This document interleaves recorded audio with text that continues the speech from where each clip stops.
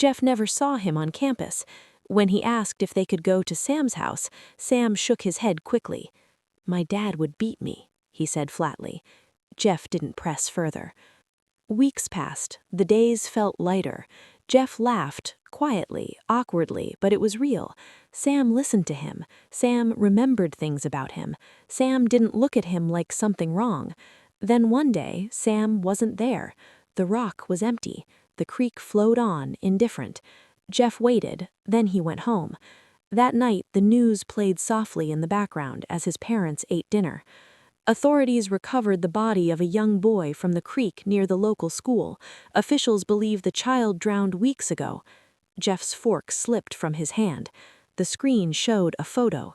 Sam, cold, pale, identified as deceased long before Jeff had ever met him. Jeff couldn't breathe. His parents didn't react. They kept eating. The report continued. Investigators now believe the child was the victim of a failed abduction attempt. Sources suggest human trafficking involvement. The suspects are believed to be local. Jeff turned slowly toward the table. His parents' faces were still blank, mechanical, empty.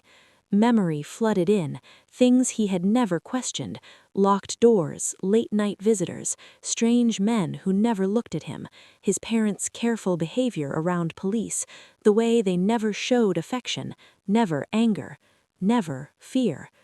Jeff understood then. Sam hadn't been imaginary. Sam hadn't been a miracle. Sam had been a ghost. And Jeff had been a survivor.